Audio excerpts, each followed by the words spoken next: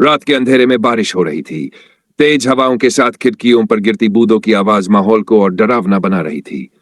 रोहित, सिया, अयान और नेहा, ये चारों दोस्त एक पुराने गेस्ट हाउस में ठहरे थे जो शहर से काफी दूर था। चलो कुछ मजेदार करते हैं, सिया ने कहा।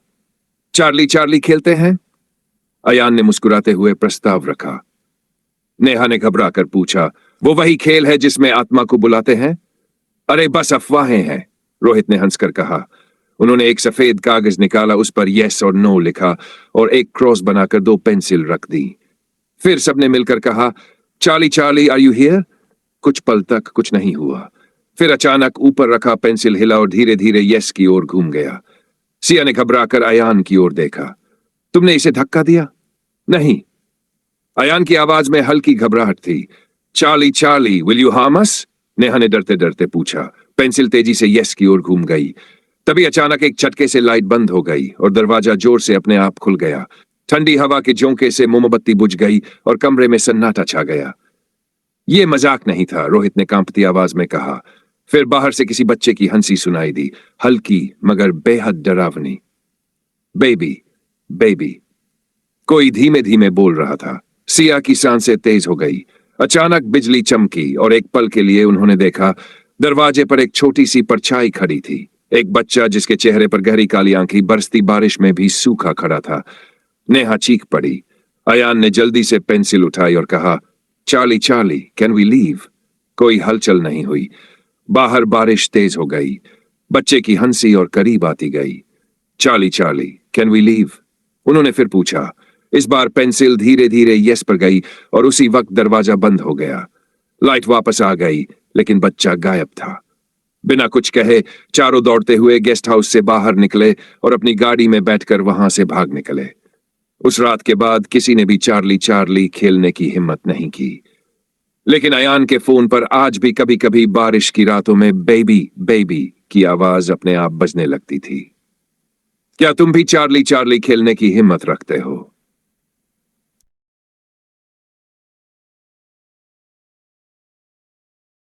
चार्ली चार्ली खौफनाक खेल जारी।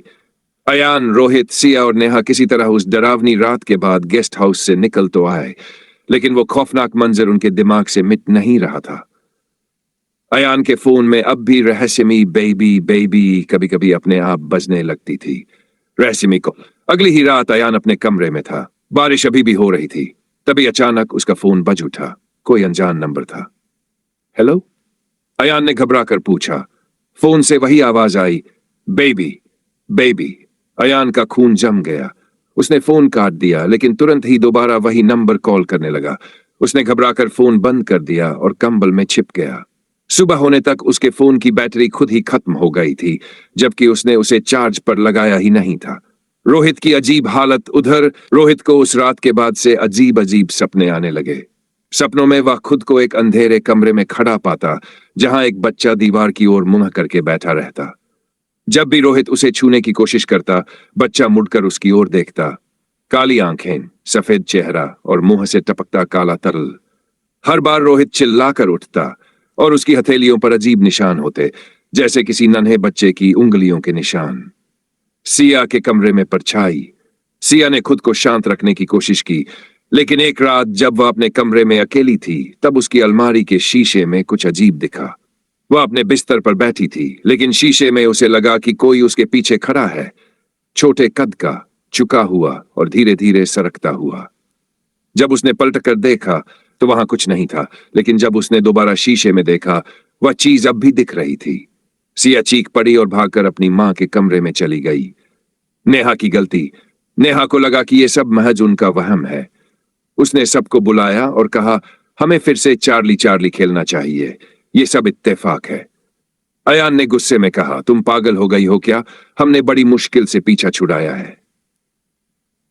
डरपोक मत बनो। नेहा ने हंसते हुए दोबारा वही खेल शुरू कर दिया। Charlie Charlie are you here? Pencil फिर से हिली, इस बार इतनी तेजी से कि टेबल से गिर गई। उसी वक्त नेहा की खिड़की जोर से खुद ब खुद खुल गई और कमरे की लाइट जलने बुझने लगी। बंद करो ये सब, रोहित चिल्लाया। नेहा हंस ही रही थी कि अचानक किसी अदृश्य ताकत ने उसे जमीन पर पटक दिया। उसकी पीठ पर गहरे नाखूनों के निशान उभर आए। बेबी बेबी की आवाज फिर से पूरे कमरे में गूंजने लगी, लेकिन इस बार फोन से नहीं बल्कि हवा में।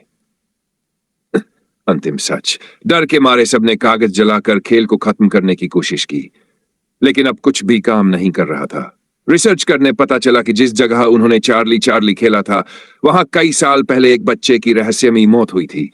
वह बच्चा कभी बड़ा नहीं हुआ, उसकी आत्मा वहीं अटकी रह गई थी। अब वह चार्ली नहीं बल्कि बेबी बन चुका था, जो हर बारिश की रात अपने अगले शिकार की तलाश में रहता था। क्या तुम भी अब चार्ली चार्ली खेलना चाहोगे? नेहा की पीठ पर गहरे नाखूनों के निशान उभर चुके थे। उसकी आंखों में खौफ था, लेकिन अब बहुत देर हो चुकी थी। बारिश तेज हो गई थी और कमरे में अजीब सी ठंडक फैल गई। ये आवाज अब हवा में गूंज रही थी, लेकिन अब यह केवल एक मासूम सी गूंज नहीं थी। इसमें एक दर्द था, एक गहरी नफरत। भूतिया होटल का सच। रोहित ने अपने फोन पर जल्दी से गूगल किया और उस गेस्ट हाउस के बारे में जानकारी जुटाने लगा जहां उन्होंने पहली बार चार्ली चार्ली खेला था।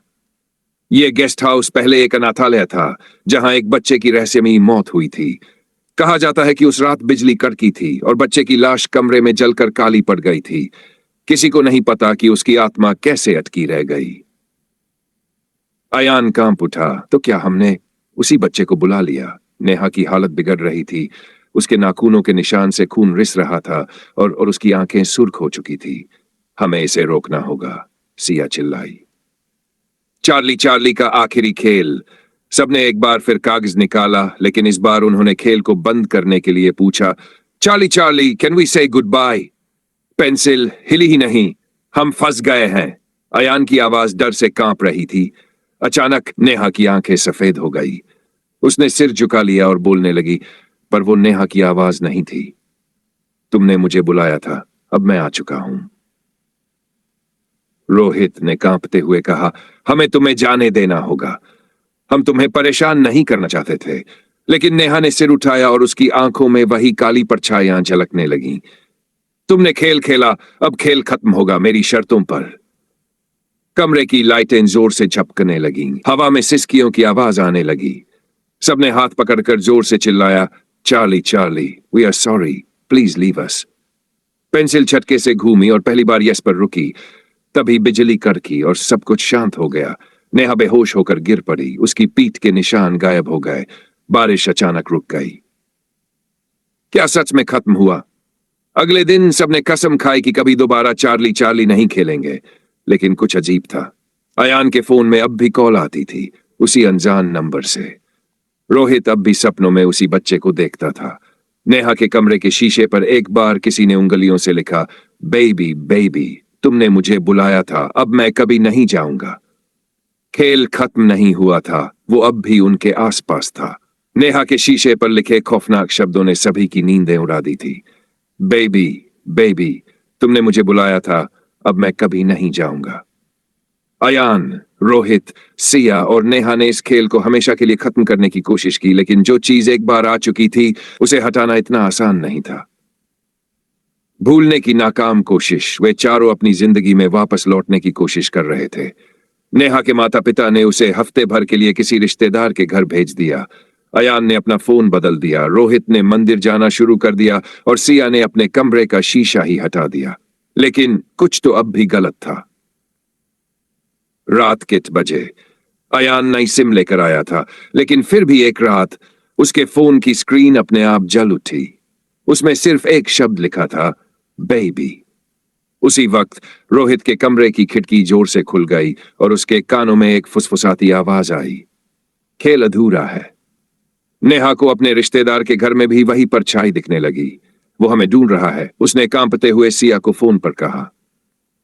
गेस्ट हाउस वापस चलो। अब कोई और रास्ता नहीं था।